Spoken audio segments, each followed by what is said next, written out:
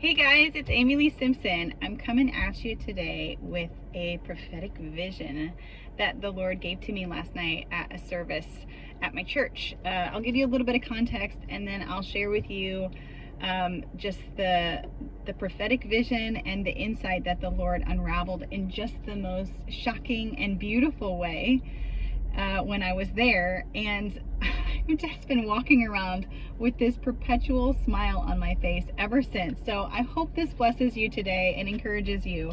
But last night at church, we had a special Wednesday service, and a very well-known large preacher from like a mega church was coming to share.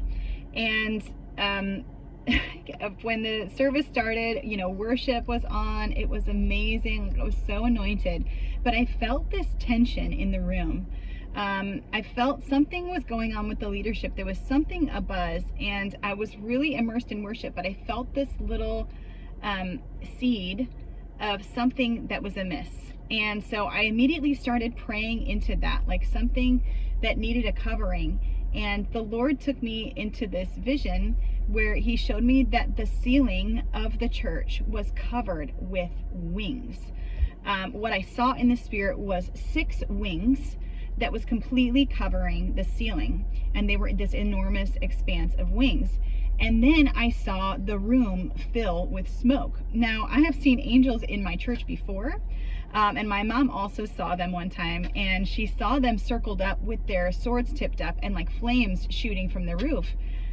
So I was kind of expecting the same thing, and it is not what I saw. So I'm thinking, well, there's smoke. Maybe that means there's fire somewhere. I saw none of that. All I saw was these angels' wings covering the ceiling and this smoke filling the room. Well, worship ended, and the pastor got up, my pastor, and he ended up sharing that the minister, this well-known minister that so many people packed the house to come out and see, that his plane was grounded, and they just found out like not even an hour before the service started that he was not going to make it. And they felt all of this stress and all of this pressure because a lot of people were coming to see this man. And I immediately had this peace, because the reason everyone congregated in this room was not because of this well-known preacher. It was because of Jesus. And I knew that he was enough and that he was going to cover it. I had this peace, but I sensed this expectation on the staff. And so I immediately started praying into that. And the Lord whispered to me that the angel that I saw was a seraphim angel. Now, I know I've heard of that. In fact, I think Tim Sheets might have mentioned it recently in one of his things, and I saw on the, I haven't actually listened to the message yet, but it got me really interested in what that was. And so I'm like, man, I really need to look into that. So I'm sitting there in my seat and I'm feeling this wrestle, and the Lord told me to look up seraphim. So I looked up seraphim angels, and it says this. It says a seraphim is the highest class of angels.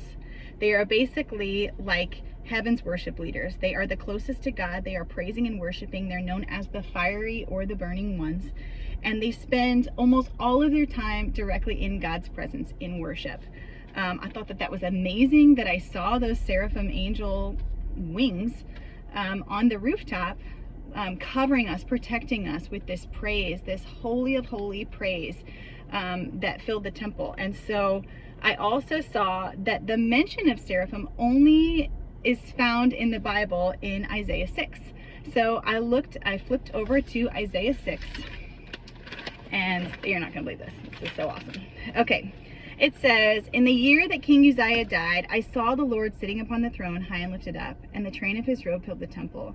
Above him stood the seraphim. Each has 6 wings. So I saw 6 wings, and the Lord told me it was a seraphim, and I looked it up, and a seraphim has 6 wings. And it says, and one called to another and said, holy, holy, holy is the Lord of hosts. The whole earth is full of his glory. At this moment when I saw it, we were singing this song chanting, holy, holy, holy is the Lord our God, worthy, worthy Jesus Christ, the saving one. Oh, praise his name. So the angels were singing with us, and they were covering us with their praise and making it all about Jesus, even when our plans went awry, which I love, just how God confirmed that in my spirit. And then I read further, and it said, and the foundations of the threshold shook at the voice of him who called, and the house was filled with smoke.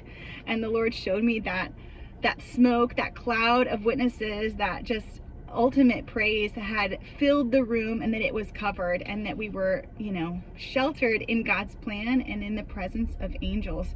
And so I just want you to know, like, even a little bit further down, it says, whom shall I send? Who will go for us? And then I said, here I am, send me.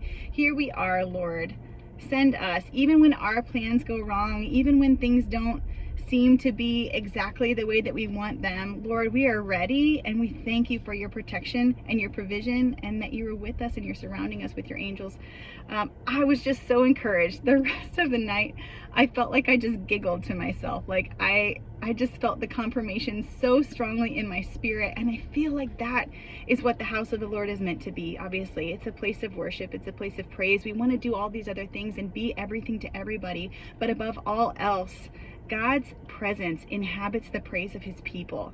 And whether you do that in a church building or when you do that in your home, like the robe of his train fills the temple and smoke fills this place. Now, when I opened my eyes, there might have been a little fog in the room from the fog machines, and I didn't see it with my natural eyes. But when we can start to see with our spiritual eyes, we really start to understand how God speaks to us and how present he is in every moment, all the ups and downs and everything in between. So I just thought that that would encourage you.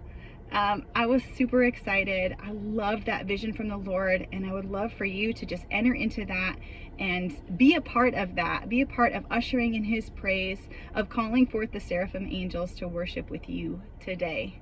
I love you. He loves you. I've got a word coming for you tomorrow, and I'm really excited about it, and I can't wait. I'll see you next time. Bye, guys.